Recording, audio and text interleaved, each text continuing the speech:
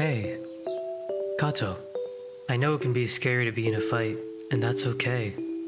It's normal. But don't let it consume you.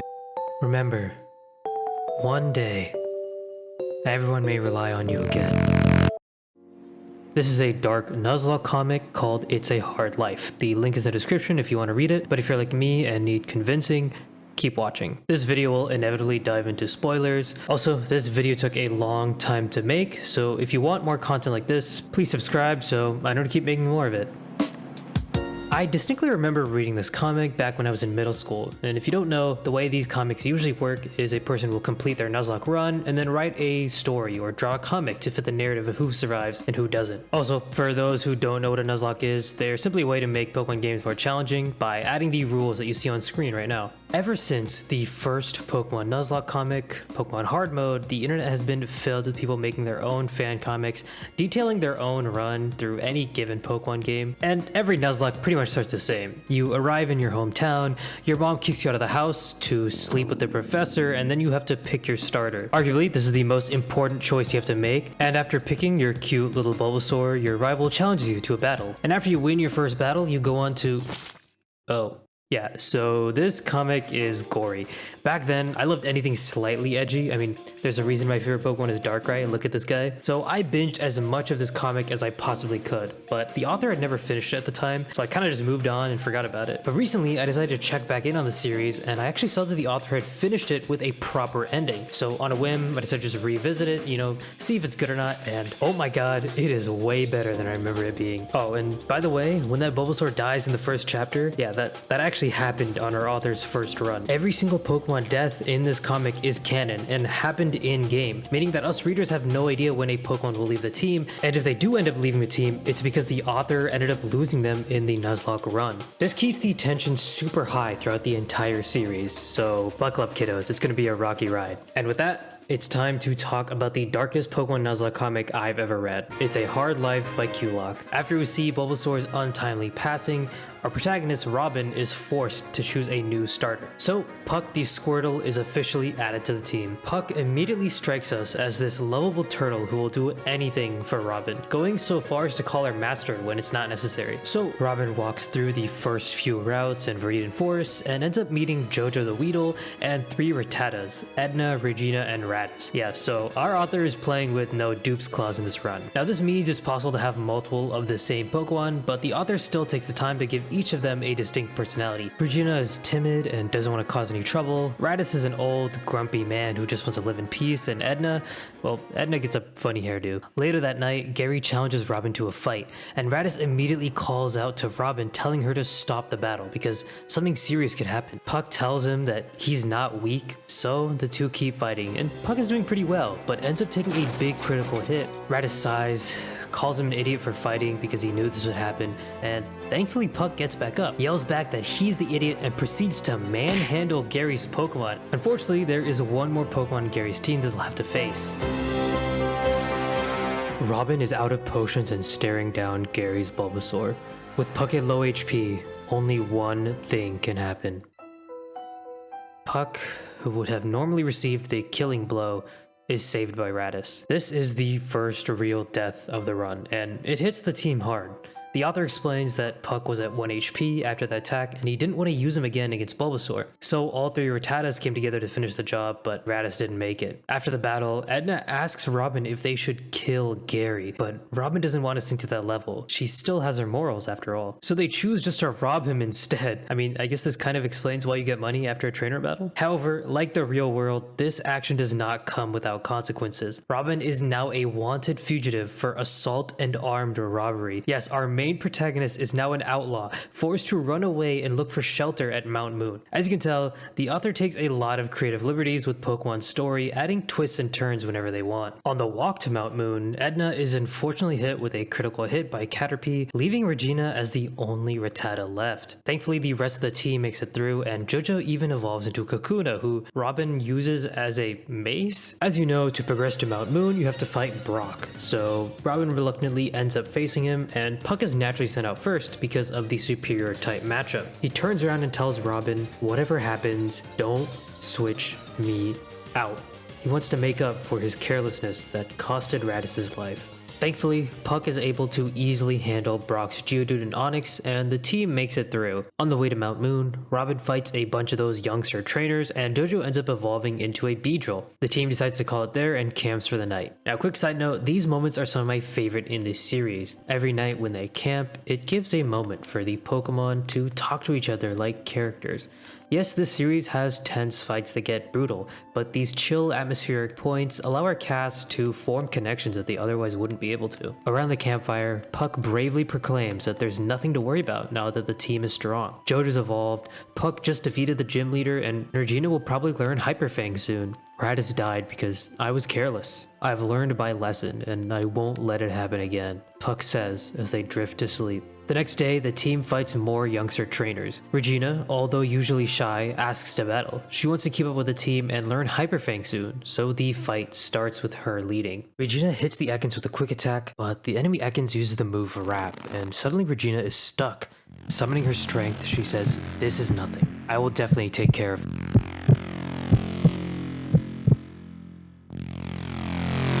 The normally calm Jojo rushes to Ekans, cutting and slashing until the only thing left on the ground other than blood and guts is its head.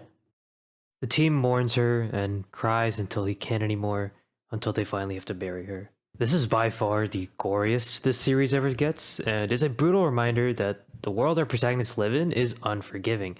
And we haven't even reached the second gym yet. Near Mount Moon, Robin catches a sassy Nidoran named Kogito? Inside Mount Moon, Kogito and Puck evolve, making the team even stronger. And after beating up all the rocket grunts in Mount Moon, they end up leaving the cave. They later meet a timid Sandshrew named Kato and add him to the team as well. Meanwhile, there's a lot of tension between Puck and Kogito, mainly because Puck is annoyed at just how laid back Kogito is. I love how the author is almost referencing the same moments that happened with Puck and Raditz here. Puck and Kogito squabbling leads to Kato to kind of feel isolated, but as the calm mentor figure of the party, Jojo comforts him, saying that if he ever wants to leave, he totally can. But Kato expresses his feeling to stay with the team, and that's the beginning of my favorite dynamic in this whole series. But as cute as Kato is, being a shy little Sandshrew doesn't serve the team any real purpose, so Kato steps up and starts to train. His first battle goes not very well.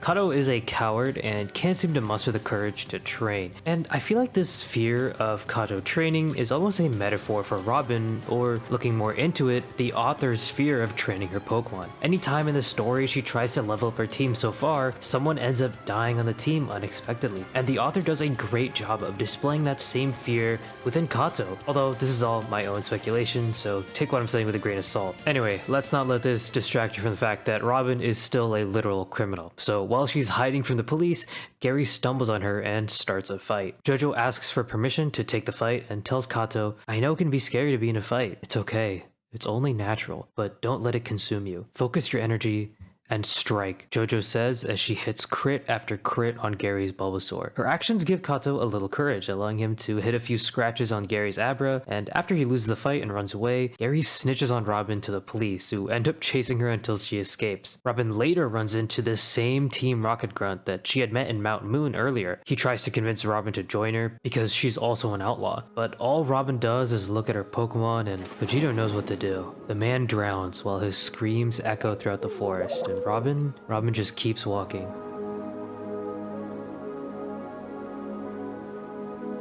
Wandering aimlessly, the team adds a few new members, Swan the Bellsprout and Nikon the Weedle, who leads them to a safe house that they can actually stay in for a bit. The safe house seems to have a random Clefairy who says something about Bill, but they kill him and just end up settling into the house. Even though they're completely safe, Robin can't stop thinking about that Team Rocket Grunt, how she drowned them with no remorse. But her Pokemon convince her that it's okay. They've killed plenty of Pokemon along the way. What's a Team Rocket Grunt? This is another really twisted aspect of the story that makes it so fascinating to read. Robin is very clearly a young child, and she's obviously easily influenced by the people and Pokemon around her, for better or for worse. Unfortunately, the police find her safe house, and is that Misty with the police? Yes, even how and where the author meets and fights every gym leader is completely changed for the sake of the story. In this series, Misty is actively working with the police police force to take down criminal threats, which honestly kind of fits with what gym leaders should be doing anyway. So while Robin tries to escape, Misty uses her water Pokemon to attempt to surround and neutralize Robin. And as much as I want to go over this battle, I don't want to go over every single plot detail in this comic, just in case you want to read it for yourself after this video. Long story short though, Nikon the sick Weedle sacrifices himself to let them escape. With nowhere else to go, the team tries to get to Vermilion City and hopefully board the SS Anne and flee to Hoenn. With no time to mourn Nikon and forced to just keep moving, Kato asks Jojo, "Are you alright? The worst kind of death, the one really worth mourning, is the one that comes too early or too slow. We bugs already have a short lifespan." Kato looks down, frightened of what Jojo just explained to him. "Don't worry, you're not a bug. You have a long life in front of you." But Kato very clearly takes this to heart, realizing that he has to get stronger to protect the people that he cares about. So after a ton of training, Kato eventually gets stronger and stronger. Ultimately, he ends up learning the move Dig to suit his very timid style of fighting. I mean, look, he's literally dragging that Magnemite into the ground to beat him up. Along the way, they meet a cool Spearow named Bim, and the team runs into a strong Fire-type trainer. Kato is naturally sent out for the Ground-type matchup, and it's going really well until he's hit with a massive critical hit. Jojo tries to step in and save Kato, but can't due to the flames. Puck, remembering everything that has happened to him, sees red and starts tearing into the Growlithe. Puck keeps promising to protect his friends, but keeps failing them. But thankfully, Kato is okay. He's just barely hanging on. The fears that the author had about training Kato, that he would faint if pressed too hard, almost manifested themselves right here. She explains that she'd been grinding Kato against Magnemites for a while and had no issue and thought that the Fire-type trainer would be a cakewalk, but they greatly underestimated the ability that Growlithe gets, Intimidate. This drops a Pokemon's attack stat, meaning that Kato was doing less damage than he normally would have. And honestly, while reading this chapter, I was just stressed out. I'm just glad that Kato made it through. Later that night, Jojo apologized to Kato for not being able to save him, but I'm okay. When the Growlithe had me, I really thought I was going to die, but then I heard Robin's voice, yours too, and for a moment, I wasn't so afraid anymore. After what you did, how can I do any less? And this is what solidified Kato as my favorite character in the entire comic. I mean, he's just a scared little ground armadillo who learns to defend himself even if he's terrified. His motivation to help his friends is exponentially stronger than his fear of dying. The next day, Robin and her team are able to get to the SS Anne. And as usual, when you get on the SS Anne in Fire Red and Leaf Green, Gary shows up to fight you. Kojito evolves again, making her by far the strongest on the team. And if you're wondering, yes, Robin does end Gary's Raticate here, referencing the creepypasta that you caused Raticate's death. After Gary loses, he tells her that yet another criminal charge has been added to her criminal record. Attempted murder. Yeah, she almost killed the famous Pokemon scientist Bill back at that safe house. So Gary tells everybody on the boat of Robin and her criminal history, including the huge bounty on her head. And now everyone on the boat is looking to battle her. It is such a cool way of twisting the battles that you have on the SS Anne into something that kind of makes sense for what is happening in the story. While battling trainers left and right, she ends up causing massive damage to the boat, but she's able to make it to the bridge of the ship, and just before leaving, turns on the boat's engine to create chaos and allow her to escape. As Jojo carries Robin and flies away, she looks back and notices something heading towards them. It turns out to be Lieutenant Surge, who is using Reflect to run in mid-air. Not gonna lie, this is super sick. Lieutenant Surge catches up to Robin using Thunder Wave on her and Jojo. He's able to take her Pokemon at the dock, leaving her defenseless. But Surge doesn't have any desire to capture or even harm Robin. While everyone is calling her an outlaw, a criminal, or even a terrorist, Lieutenant Surge understands that at the end of the day, she's just a kid that's way out of her depth. He tries to reason with her. "If I wanted to put you in prison, you'd be there ages ago, but I'd rather make a deal with you. I'll pretend you got away, on one condition. Look, kid, just go home. Pokemon aren't toys. The way you use them, you're hurting a lot of people. Do you realize that?" But then, suddenly, Surge quickly stashes Robin Pokemon and says, "Just run." While they run away from the oncoming boat, Robin turns around and tackles Surge, knocking him out cold. The boat crashes into the port, and after the tackle, Robin tries to grab all of the Pokeballs while escaping the debris. While picking up her Pokemon, Surge's Raichu stops her. "Not another move." Robin needs to get her Pokemon back, and with only one Pokeball in her hand, She sends out Kato. I just want my friends back. Ha! After all you've done, you think you deserve to have them back? Do you think you deserve friends at all? Kato immediately digs under and tries to grab Pikachu, but Raichu is waiting for the attack and kicks him to the wall. Raichu takes out his knife to finish the job, but suddenly, Kato evolves and cuts Raichu's only remaining eye, leaving him blind. As Raichu screams in pain, Kato looks down at his blood-stained claws. He realizes what he's just done. With a disgusted look, Surge tells him to leave.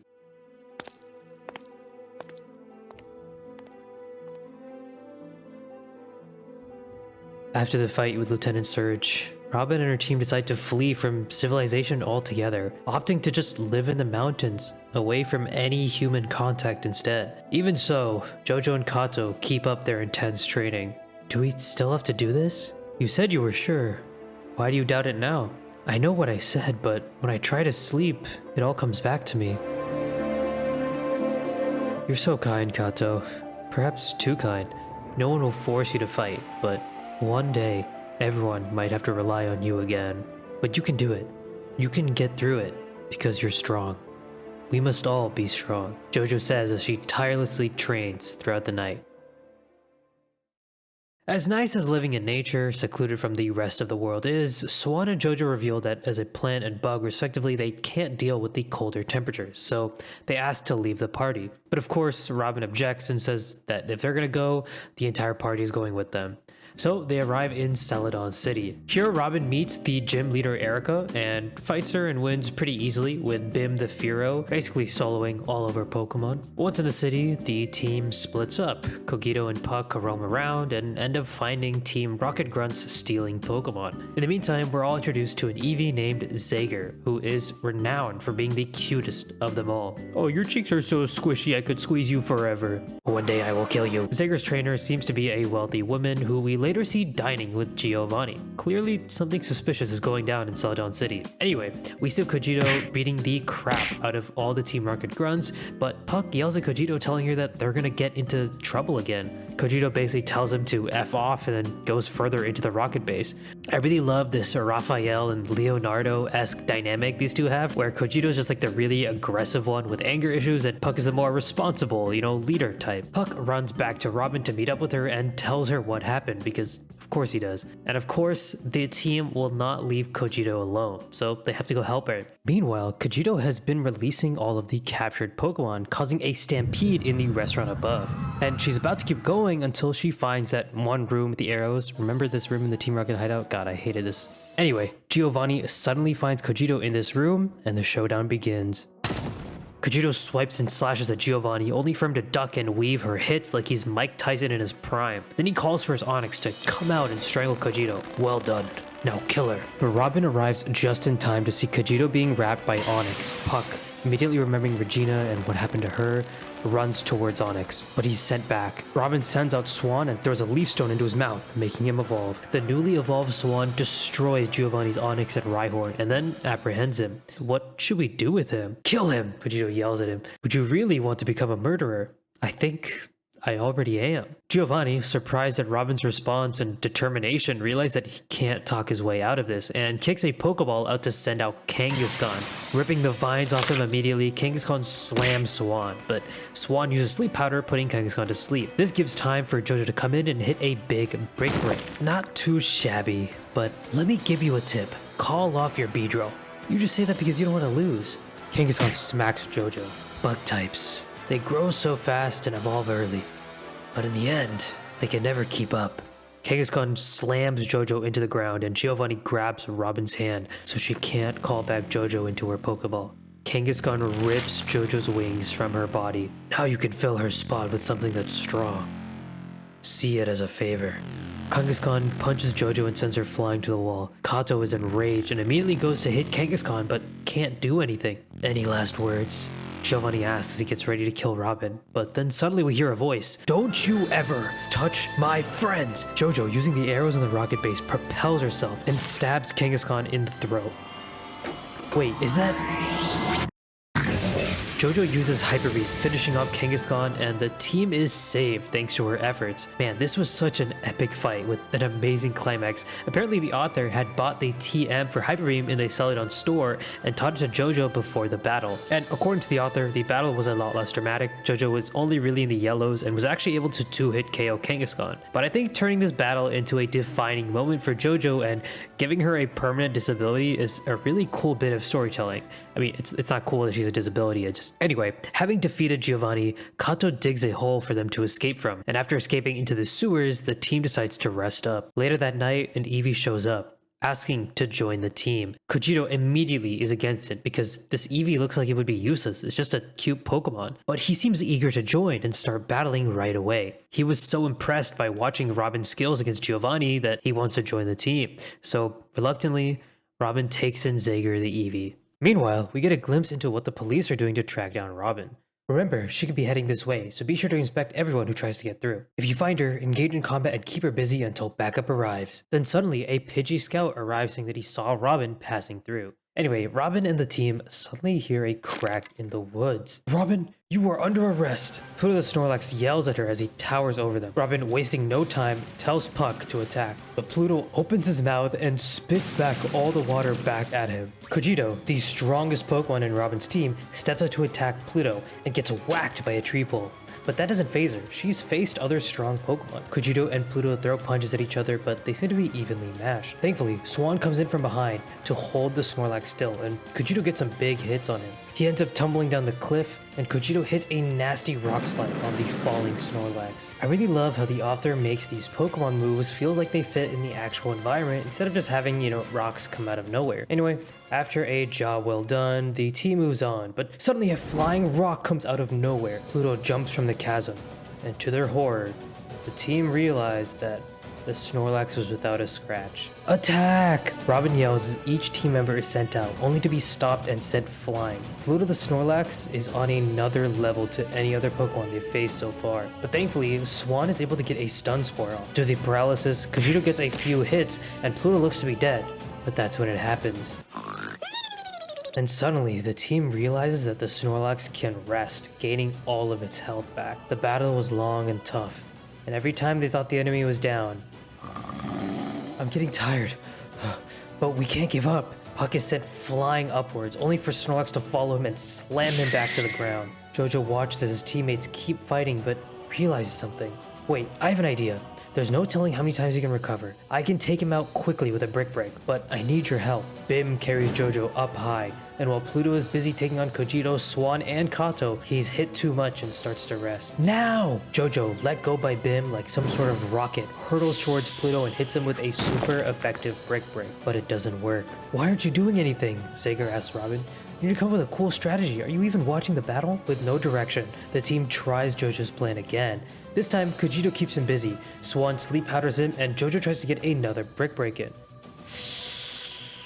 But Pluto isn't asleep. He instead headbutts the incoming Beedrill and smashes her into the ground. I'm so sorry. My vines were not enough. Pluto also slams Swan into the cliffside with so much strength that it causes a huge landslide. Robin, Zager, and Bim are barely able to get out, but all the other party members are caught inside the landslide. Get me down! Robin yells as she runs to the debris to rescue her Pokemon.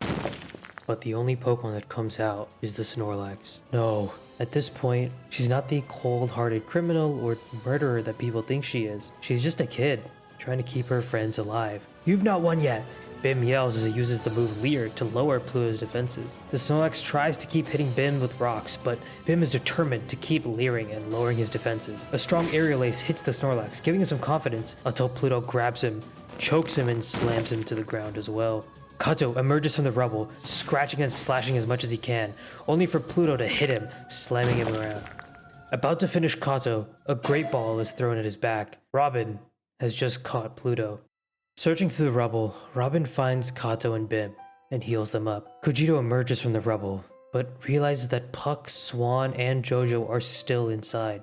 Searching through the mountainside, they find Puck, still alive because he's withdrawn in his shell. They carry him away to heal him, and Kojito keeps looking until... Kojito, why are you stopping? We're done here. What?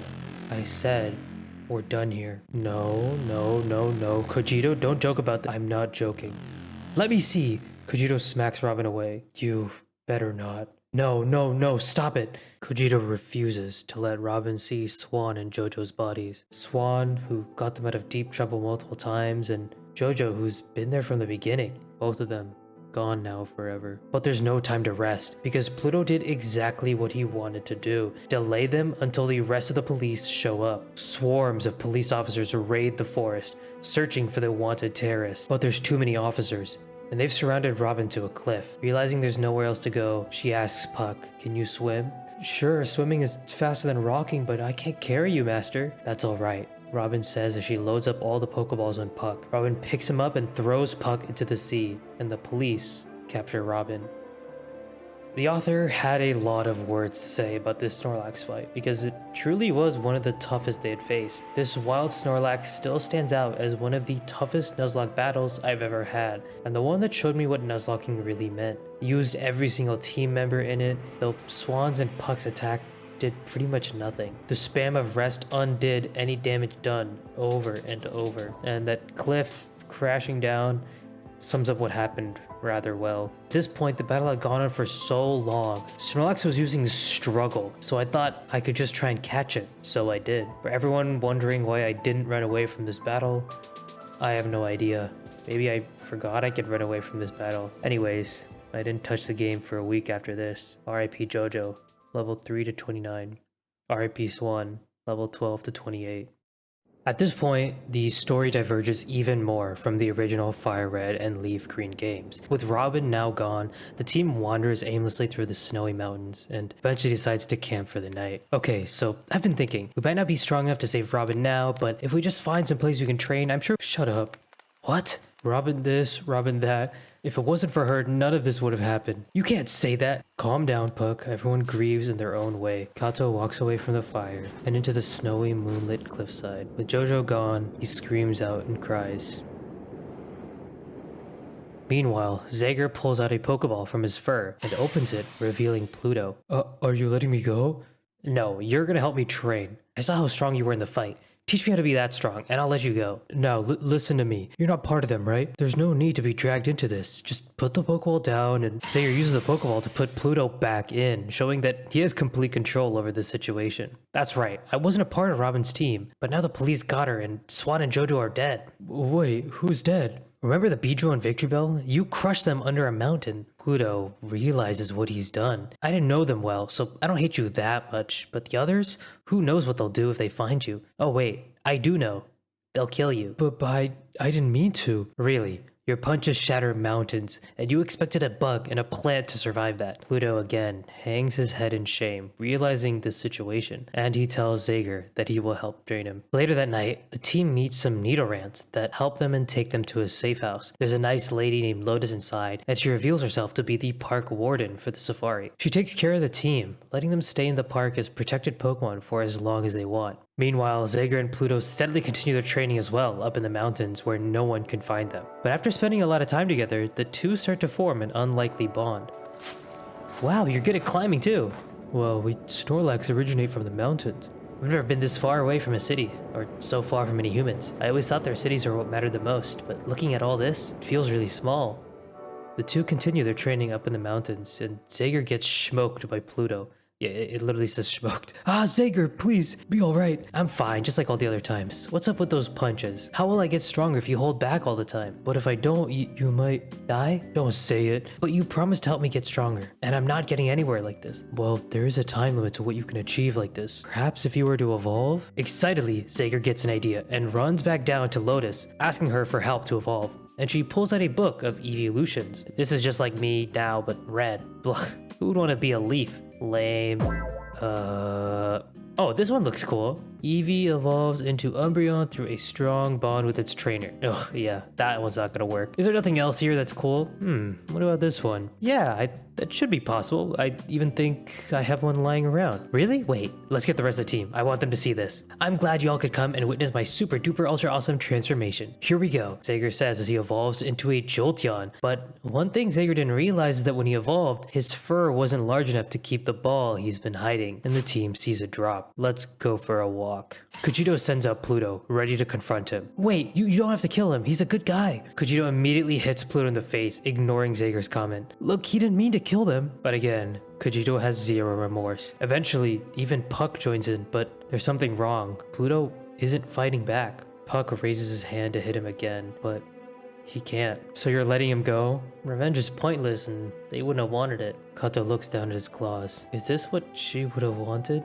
Blinded by rage, Kato charges Snorlax, slashing his face. Pluto, hang in there. Just do that sleeping thing you do. No, I have no right. Kato again looks at his claws. This time, they're crimson red with Pluto's blood. Kato, this isn't you, please, Bim says as he puts his wing over Kato, understanding the pain he feels. Puck and Kojito join them. They all understand how much Swan, and especially Jojo, meant to Kato. As they surround the Sand Slash, they mourn their friends for the last time. Through some interrogation of Pluto, the party finds out that Robin is being held in an institution for troubled youths, meant to rehabilitate kids back into society. Pluto tries to convince them not to save her because he says that she'll have a better life, but they don't care to listen. With a plan to get Robin back, the team trains to help her escape. Later that night though, while everybody's asleep, Xager sneaks out with Pluto's Pokeball. There, get out before they notice. But what will you do? Come with me instead. You said you barely know them. You don't have to be dragged into this. You've been a good friend. My place is here. I've made my choice. Now go. Sensing that Xager has no intention of leaving, Pluto dejectedly leaves, but tells Xager that Robin is most likely in the correction facility in northern Saffron. Because of this, he knows that she'll most likely be forced to do community service in the city, and that'll be her best chance to be rescued by the team. Just what in the ever-loving fuck were you thinking? Yeah, that's Snorlax. He'll tell them all where we are. No, he won't. And how can you be so sure of that? Well, unlike you lot, I know him. He told me where to find Robin. And with that, Xager convinces the team to trust the information that Pluto gave him, because finally the team has a lead on where Robin could actually be. And how do you feel about this, Kato? Does it even matter? As long as we can save Robin. From here on, whether we stand or fall, we do it together. And so the arc to save Robin begins. I just keep seeing her when it's dark, from the corner of my eye, and when everything is quiet, I hear her, just a whisper, somewhere behind me, but no one's really there, right? There it is, Saffron City. Thankfully, the information that Pluto gave was correct. In Saffron City, Robin is busy working community service shifts. We learn that Xager's previous owner was the wife to the CEO of Sylph Co. And since Robin is doing community service in the Sylph Co building, Xager is primed to get the sensitive information to rescue her. He tells the team that at 10:30 this Tuesday, Team Rocket will take over Sylph Co. If you wish to rescue your master, that would be the ideal time. Yes. To get this information, Xager had to talk to Giovanni. You agreed to work with Team Rocket? With him? After what he did? Well, what was I supposed to have done? Besides, we could use the help. Sylphco is a heavily guarded building, and the team finally has a legitimate plan of getting in the building. So all the team has to do is wait. What am I even doing here? I should just go and mind my own business, Pluto says as he stands guard outside the Sylphco building that morning. Can you see her? No, the windows are too reflective. So much for our grab her and go plan. That might not have been a good idea anyway. At this rate, we'll have a blizzard soon. Excuse me, I have to go to the bathroom. I'm gonna be gone for a while. Take some time to get used to all the nice food you've been giving me, so don't come looking for me. Okay, bye. Ladies and gentlemen, if you value your lives, get down on the floor. Panic erupts from outside and inside the building. Vans full of rocket grunts arrive at the building, while some arrive from the sky on Pidgeots. Looks like our cue. Puck and Bim dive into the building, and Puck sends out all of his teammates. It's time to save Robin. Despite knowing Team Rocket would take over the building, they still have to get through the grunts to find Robin. But suddenly, Kato sees something. Robin, we're here to... Kato is suddenly hit by an electrode. Did you see Robin? Yes, she's down there. Hurry, she's surrounded. Without thinking, Puck runs for Robin and sees that she's surrounded by Grimers. Puck? I'm sorry it took so long. Now run. I'll cover you, Puck says as he's enveloped by the horde of Grimers and Mucks. But suddenly, something's glowing, and we see Puck evolve into a Blastoise, blasting away all the Grimers and Muck he was underneath. Finally, Puck and Robin are reunited.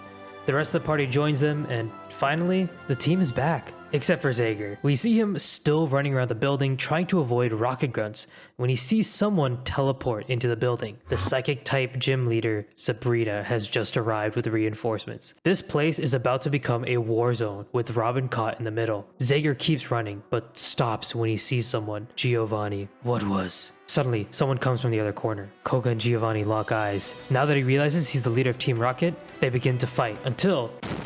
Oh, Kato digs down and finds Zager, which causes Kojiro to break a hole in the floor, and now the whole team is in between this fight. Oh, I'm not the one you should be worried about, Giovanni says. That one over there, however, he's with the police. Puck immediately shoots at Koga. They're not letting Robin get caught by the police again. Wait, I know you.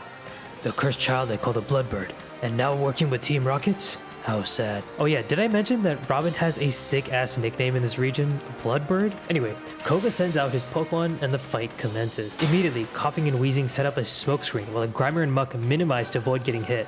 This is by far one of the scummiest things you can do in Pokemon. It just reduces the opponent's accuracy like a lot, but it proves very useful against Kojiro, who keeps missing her attacks. Thankfully, Kato spots a Grimer and uses the move Swift, catching the minimized Grimer. Props to the author for this really interesting inclusion. If you didn't know, Swift is a move that always bypasses accuracy checks, meaning that even if there's a smokescreen up or the Grimer minimizes, that move will always hit.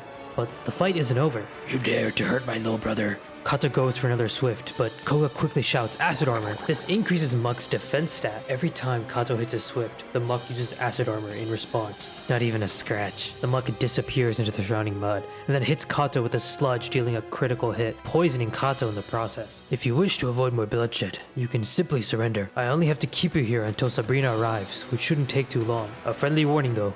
She's the most feared gym leader in Kanto. That means we gotta end this fast, and there's no one here faster than me. Zager runs right into the mud, trying to find Muck and use Shockwave to paralyze it, but is unfortunately hit with a Sludge and takes some massive damage. Zager? Robin helplessly looks down at Zager's lifeless body. Quick, potions, antidotes!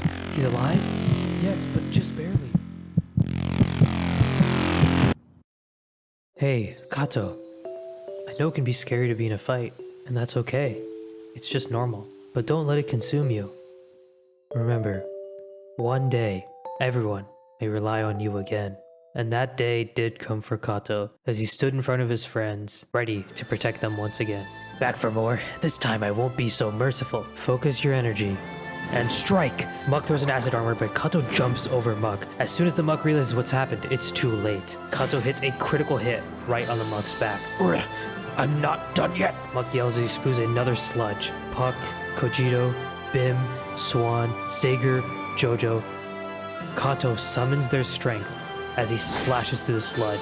His claws through the muck, he splits them, slicing it in two. This was my favorite moment in the entire Nuzlocke comic, the buildup of Jojo as a mentor figure to Kato, teaching him everything he knows. This fight as a last stand to protect his friends and get back Robin. It all comes together perfectly, and Kato is the centerpiece of this climax. It takes a master storyteller to weave these ideas and emotions across 9 whole years and still make it feel so impactful. Anyway, that's the end of this Koga fight, and the party does end up fighting Sabrina, but do they win? Did they get out? I don't know. I can't tell you that because Kato's story, the story that I wanted to tell, just ended. And it's up to you to go read the comic yourself if you want to see the full ending. I don't want to take that away from the author. And with that, I'd like to give my overall thoughts on the series as a whole. Basically, like a review analysis, if you want to call it that. As you can already tell, the author has a great knack for storytelling, using foreshadowing and callbacks with ease to deliver a satisfying plot. And not only that, the watercolor panels from this comic are simply stunning.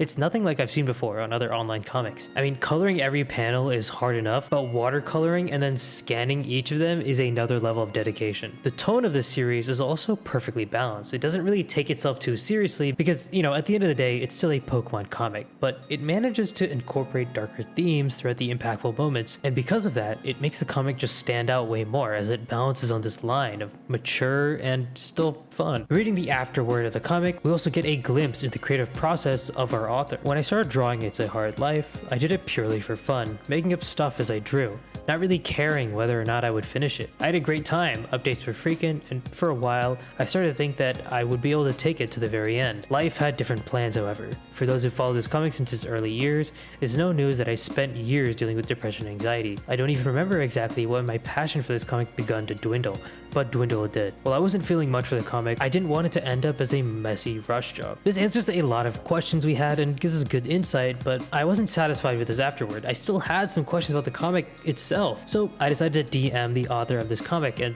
surprisingly, they replied. By the way, this will spoil the rest of the series, so please make sure you have read the entire comic or don't care about spoilers before watching this short Q&A segment that I had with the author. I want to ask you how far you ended up getting in the Nuzlocke when you wrote this comic. It seems like you beat Giovanni, as displayed in the final battle, but did you ever end up getting to the Elite Four? Yes, the in-game run was a success, as it went all the way to the Elite Four, Sevi Islands, and finished with Mewtwo. So it seems like there was a lot of content that never really got explored, as I think the comic was actually supposed to go all the way to Mewtwo. When reading, I kept feeling like different Pokemon almost represented fears or anxieties you had while playing the run. For example, Kato was really timid and scared to train. I was wondering if this reflected your own insecurity that a team member would die while grinding your Pokemon. I wouldn't say that any Pokemon represented my own anxieties in that way. I just wanted to make sure they each had distinct personalities and fears. Sometimes the in-game personality value inspired these traits. For example, Kato was lonely and Puck was docile, but most of the time it was improvised and based on what I thought was funny at that particular moment. It's such a cool detail that they use the in-game natures to inspire parts of each Pokemon traits.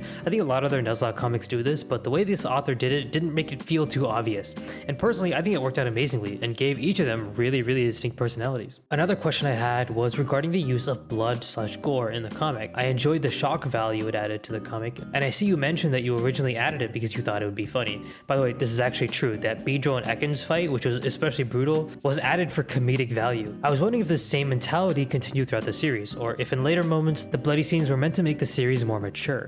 How did you decide to either use or not use blood/gore in your later chapters? Yes, especially in the early comic, a lot of the blood and gore was used for dark comedy. After all, I'm a big fan of gory horror comedy films like Braindead and such, but it was also very over the top, which I thought would take away from the more serious tone the comic took on. If I'd kept on with the ridiculous gore, readers would be more likely to get numb to it, and it wouldn't be as impactful when it mattered. This is a really smart choice, and I think if they continue with the graphic content at that level every single chapter, it might have been too much. Using it sparingly contrasts itself with the rest of the comic, allowing it to really have an impact when it's needed. Relating to the last question, is this why you chose not to show JoJo's or Swan's body after the Pluto fight? I didn't show JoJo's or Swan's body for related reasons.